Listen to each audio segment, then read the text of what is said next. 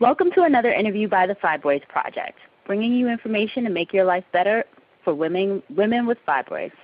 Today's guest is Dr. Melissa Sealy-Morgan, who is a partner at Radiology Associates of Dekalb in Atlanta, Georgia, and also serves as the Chief of Radiology at Dekalb Medical Hillandale campus. Dr. Sealy-Morgan is a board member of Dekalb Medical Society and co-founder of the Dekalb Cancer Journal Club and the Atlanta Angiography Society. Welcome, Dr. Sealy-Morgan. Thank you very much for having me. Perfect. So today we'll discuss UFE, the procedure that you focus on to remove fibroids.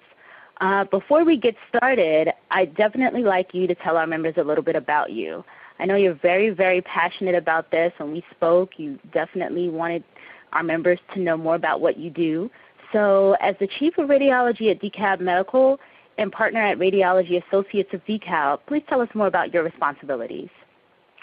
All righty. Well, as you said, I am definitely passionate about the topic of fibroids. And though I do want women to certainly find out about uterine artery embolization as a non-surgical alternative to hysterectomy and myomectomy, I am really, really most concerned with women just getting all of their information prior to making any decisions, because a lot of women don't get all of their options up front when they have the choice to make with regards to fibroids. But in terms of what I do on a regular basis, I'm a diagnostic and interventional radiologist at Dekalb Medical Center. As you mentioned, I am the Chief of Radiology at the Hillandale campus for Dekalb Medical Center. But I am a clinical radiologist working day in and day out with patients. I see women every day practically for when I'm doing interventional radiology for treatment, consultation, and treatment of fibroids. And so this has really been a big part of my career as a radiologist.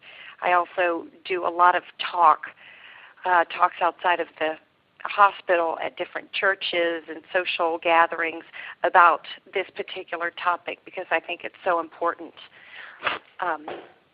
So that's pretty much what I do. I did listen to one of your other interviews, and I would say that I have about 5% administrative type of duties and about 95% of clinical time with my patients. So that's how my day is sort of skewed up. Okay, so you're really working with patients day in and day out. Uh-huh. Do you work in partnership with an OBGYN? Like, how does it, our members probably want to know how it works when, if you're a radiologist and they're having, they have fibroids and you're working with them, are you also working with their OBGYN as well? How does that work? Well, I'll tell you, we are very blessed at Dekalb Medical to have some very wonderful OBGYNs. I will say, in the past, uterine artery embolization, because it's a procedure that GYNs do not perform, it has almost been like a turf battle for treatment of fibroids. And there's been controversy between gynecologists and interventional radiologists about the procedure.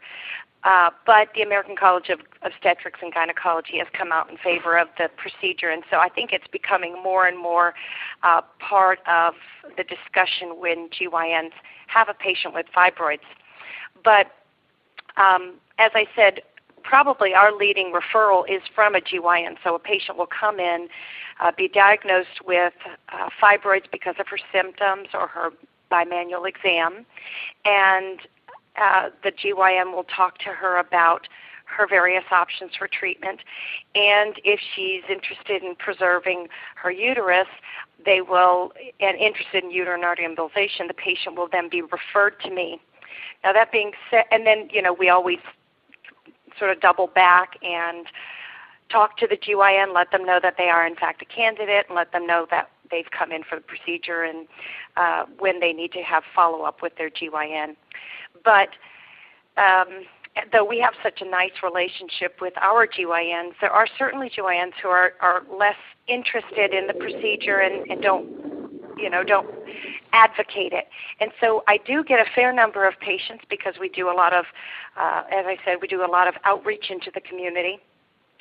Who come to me and express an interest in the procedure. You know, we're all very savvy on the internet, and women get out and they look. If they don't want to have a surgery, if they've only been given the option of hysterectomy, they'll go out there and they find out. And this is such a pervasive problem that women either know a family member or a friend who's dealt with fibroids.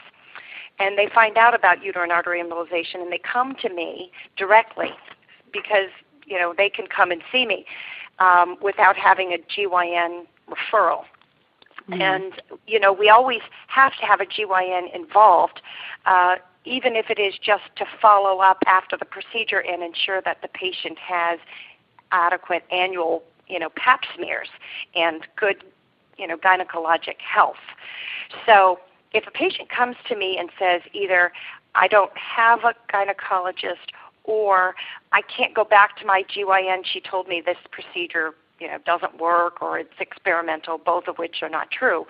But then we talk about discussing it with their GYN. But if they're absolutely adamant about not going back, then I usually refer them to one of the GYNs at my hospital who are very friendly and very open to, you know, giving patients all their options. So that's how we handle patients when they come into us.